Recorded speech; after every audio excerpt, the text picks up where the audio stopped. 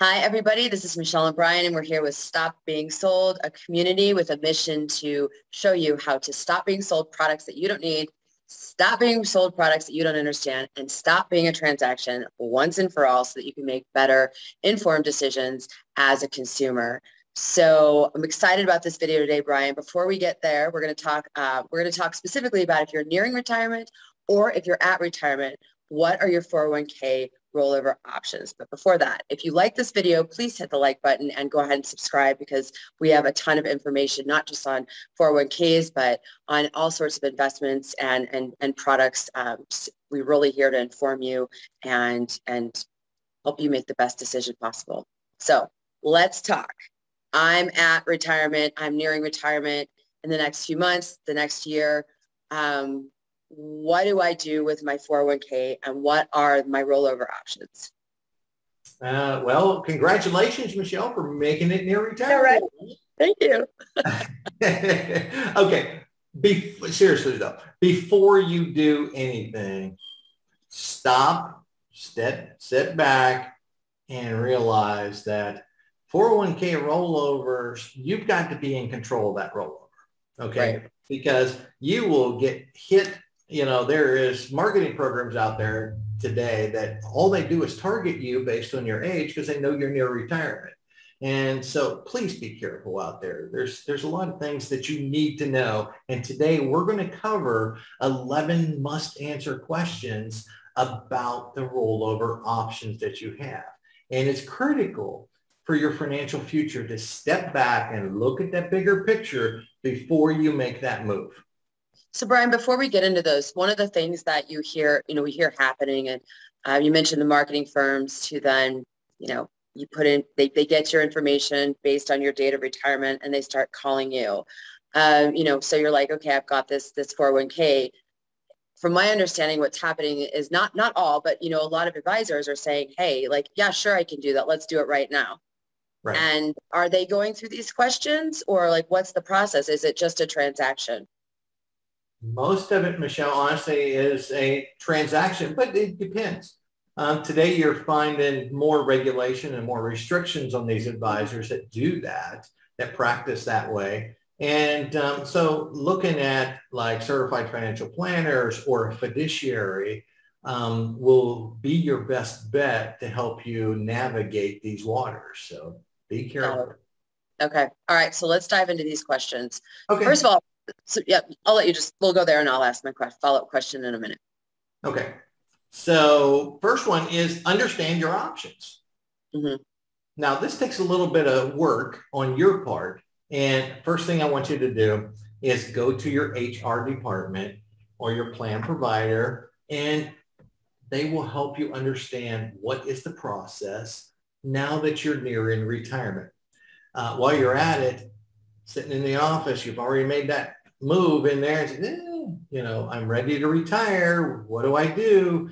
Once you also see what other benefits you may qualify for, such as your medical benefits, your pension benefits, and some, if you participate in a group life insurance plan, find out the rules of if you can convert that policy into your own policy once you leave and officially retire. So real quick question on that. What specifically do people need to ask when they call their plan provider or go to the HR? Is it, I'm getting ready to retire. I want to roll over my 401k. What are the rules? Is that simple? Yep. What are the rules? In my 401k plan, so if I'm sitting in your office, Michelle, I'd say, in my 401k plan, do you have specific paperwork that I have to fill out to roll my 401k to an IRA or cash it out or whatever the options may be? Mm-hmm. Got it. Okay, great. So question number 2. Okay. What age will you retire if you haven't already? That's a big question because how many years until you can take Social Security? Uh-huh. If you're retiring before full retirement age, which is 67 for most people today, do you plan on taking early Social Security, like at age 62? And if you're in your later years, how many years until you reach R&D age where you have to take out required minimum distributions. Currently, that's age 72, with some proposals being thrown around today in Congress that could be as high as 75 in the future. Right.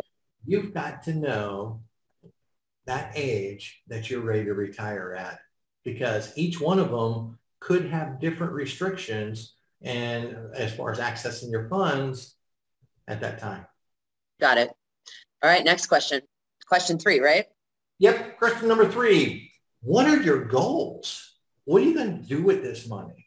And short-term goals could be, I'm going to pay off my house. I'm going to go on a family vacation, which is very common. I see that quite often where someone gets at 35 years in a factory and they decide, you know what, when I retire, I'm going to take my whole family on a cruise or something like that, a week-long vacation, something they've never done before.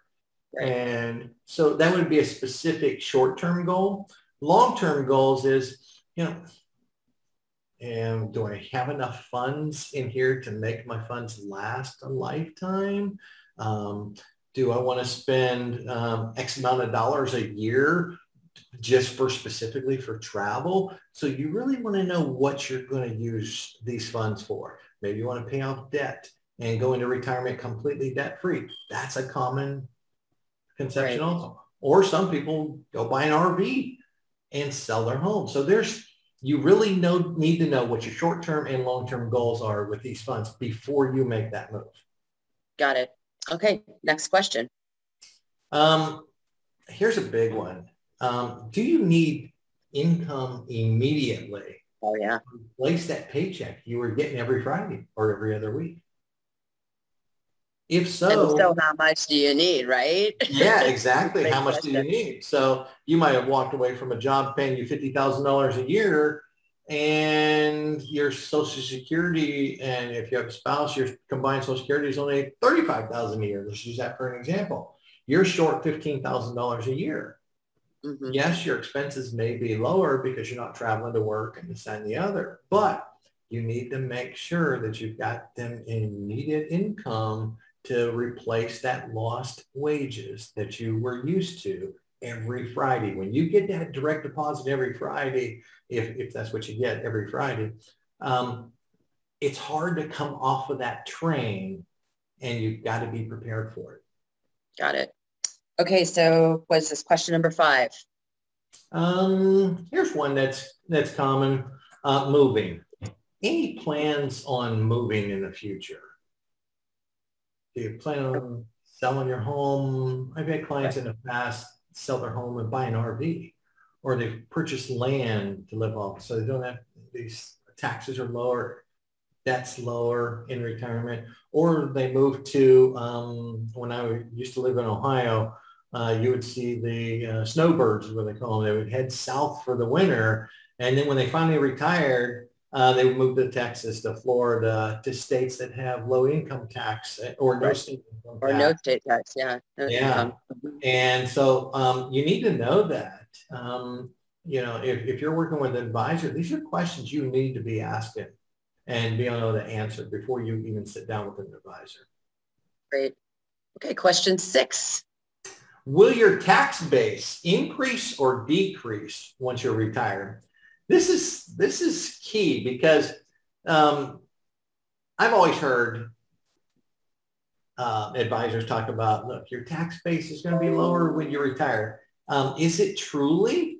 For some it may, for others maybe not. So you need to see if your pension income, your Social Security income, your retirement income that you're pulling off of your assets, what is that tax base going to be? Let's try to figure that out before you make that jump.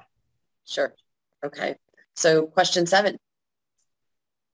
How much do you expect to get from Social Security each month? There's your guaranteed income. That pensions, this is your replacement for pensions that are kind of obsolete now. Like, right.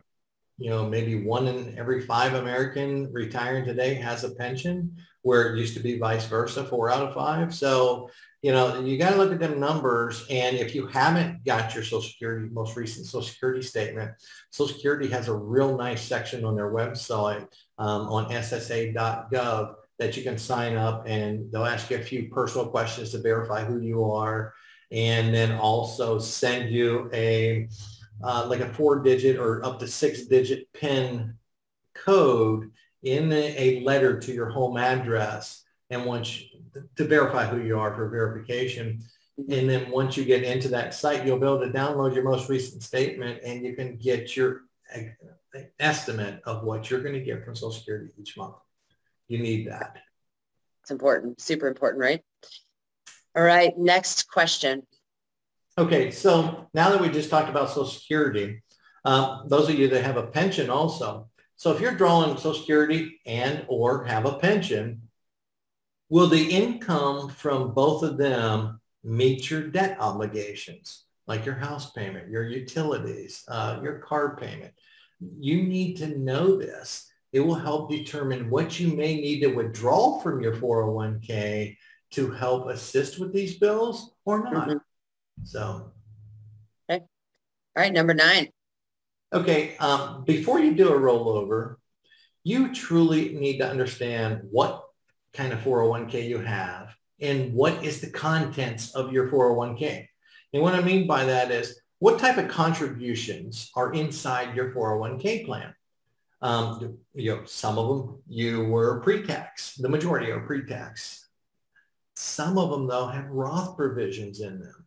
So you need to see if you have one or both. By doing that, that will help you determine if you need a rollover to a traditional IRA or a Roth IRA.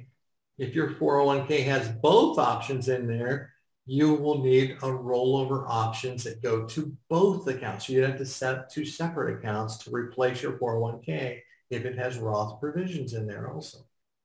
Got it. Okay. And so is it, understanding what you have, right? But do you have to understand also like the dollar amount, so to speak, or the percentage, like if you do have both, or is it just really understanding what you have and then seeking professional, advice to help make that? Yeah, it's more of the latter, Michelle. The key is understanding what's inside there. Dollar amounts, some companies, depending on where you're rolling it to, may have restrictions as far as if you don't have $50,000 or $100,000, or some of them you see out there only work with you if you had $500,000 of assets. There are companies like that. So you may need to know the amounts also, but I would look at the big picture. What do you actually have inside? Right. And how is it set up? So yeah, and just for the purpose of like these 11 questions, right? Being able to step back and look big picture, really, it's not about having every single detail, but just knowing what you're with this, in particular with this question, right? Just what are you? Are you both? Are you just a traditional? Do you have Roth and traditional, etc.? Okay, exactly. Great. All right, so number 10. Here's a big one that we see not as often as we used to years ago, but it's still out there. Do you have company stock inside your 401k? So let's say you worked with XYZ company, and over your 30-year career, they used to give you a discount on buying the company's stock. Now, today, I believe you are limited on how much stock you can buy of your company ever since like back in the day with Enron, what happened in that fiasco there. Having that company stock inside there, you need to know if you do, and you need to know how much. And this is a huge issue. You've got to understand this because there's some complications with rolling over company stock that not every advisor knows. Right. Okay. That's big. That's big. And then our last question. The very last one, and very important, is what is your risk tolerance? Why is this important? Just talk to us why it's important, because I don't know that people really understand why risk tolerance is critical, even when you're rolling over. Well, you've saved all your life and building up to your retirement plan. And the closer you get to retirement, you know, they always use the rule of, you hear advisors still use that rule of 100. If you're age 60, you should have 40% of your money in bonds, 60% in equities. But in all honesty, it is, what's your feelings towards risk now, knowing that this is your nest egg? Right. In your nest egg, this is all you have. You may have your Social Security income, you may have your pension income, but this is all that's left here. You worked all your life for this. Now, what's your tolerance to risk on your nest egg that's left? And does it make sense to diversify? Does it make sense to be less risky? We know in your latter years, it's very common for your last 5 to 7 years of working that if you were behind on your targeted savings rates for what you wanted in retirement, you'd go a lot more aggressive in the market. But you really need to understand where you are with this. And by looking at the whole big picture now, from income to your taxes, where you're going to live, these 11 questions, it's going to help you determine your risk tolerance also. Awesome. Awesome.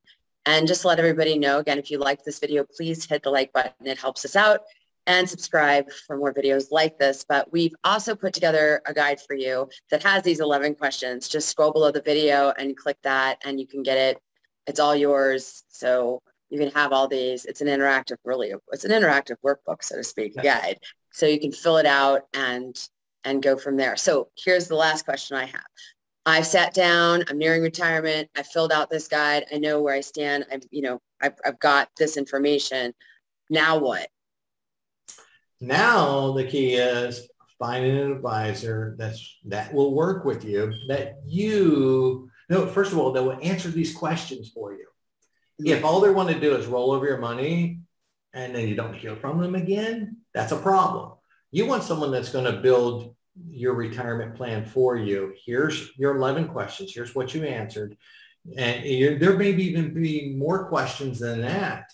And if you do have more questions below this video, go ahead and type these questions in, because it will help us design even more checklists for consumers like you. Absolutely. All right. So taking this information and finding an advisor who will not just look at your questions, but also ask follow-up questions and really be able to create a plan, not just roll it over and be done with it. Yes, you're exactly right. Have someone build you a plan that's going to take you through your retirement years, and that's going to be there to work with you all the way through this. Fantastic. Awesome. All right, everybody. Well, thanks for watching this. Visit us at stopbeingsold.com, or right below the video here, we've got a link. You can download these 11 questions we have for you. Thanks, Brian. Appreciate it.